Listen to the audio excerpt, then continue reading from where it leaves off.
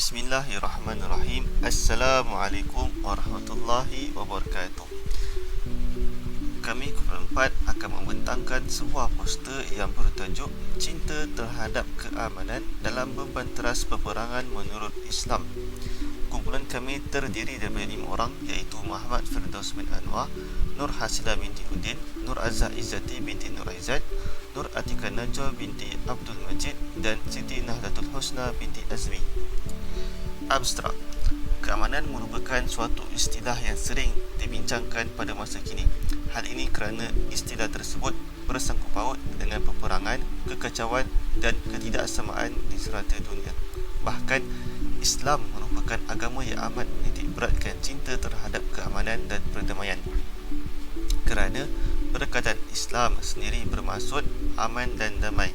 Untuk itu, kajian ini bertujuan untuk mengenal pasti konsep keamanan dalam sesebuah negara menurut Islam.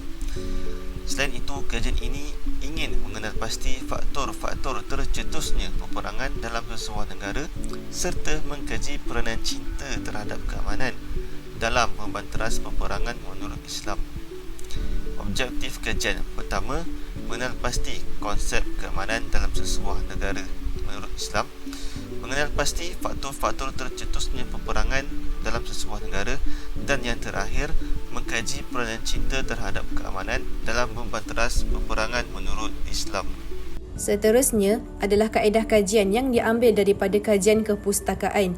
Pengkaji merujuk sumber sahih seperti Al-Quran dan hadis Nabi Muhammad SAW serta bahan ilmiah seperti buku, artikel, jurnal dan juga apa-apa bentuk penulisan yang berkaitan dengan tajuk yang dikaji.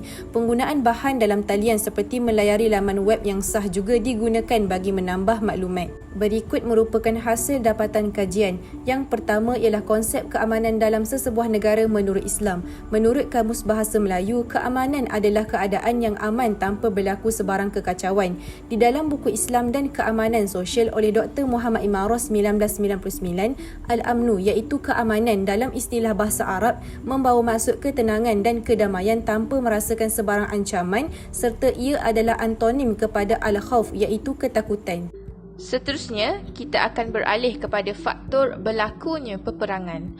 Peperangan terjadi akibat beberapa faktor. Antaranya, yang pertama adalah disebabkan oleh faktor ekonomi. Seperti mana yang kita tahu, pada era terdahulu, peperangan terjadi disebabkan berlakunya perebutan tanah yang subur dengan hasil bumi. Kini, peperangan boleh menjadi nadi ekonomi bagi setengah negara luar. Negara luar berusaha mencari sesebuah negara yang kaya dengan hasil bumi bagi memapankan dan memantapkan ekonomi negara mereka.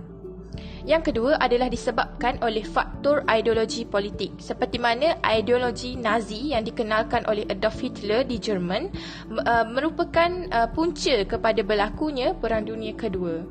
Yang ketiga adalah disebabkan oleh faktor kolonialisme. Kolonialisme adalah pencerobohan dan penjajahan demi sumber dan penempatan. Ianya berlaku pada era zaman penjelajahan dan penemuan pada abad ke-15 hingga ke-17 dengan membawa slogan Gold, Glory and Gospel.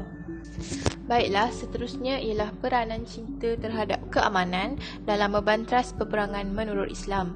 Yang pertama, di dalam Al-Quran sendiri ada ditekankan tentang kelebihan mementingkan keamanan. Begitu juga dengan sikap semua manusia yang suka dan cintakan keamanan dapat membantu dalam membanteras peperangan. Yang kedua, apabila seseorang cinta terhadap keamanan, ia dapat mengelakkan daripada berlakunya pertumpahan darah, kehilangan nyawa, kerosakan alam sekitar serta harta benda dalam peperangan tersebut. Yang ketiga, peranan cinta terhadap keamanan juga dapat mengelakkan perspektif negara luar yang menganggap agama Islam sebagai agama yang suka berperang. Namun, agama Islam adalah sebuah agama yang melarang sekerasnya kekerasan dan juga keganasan.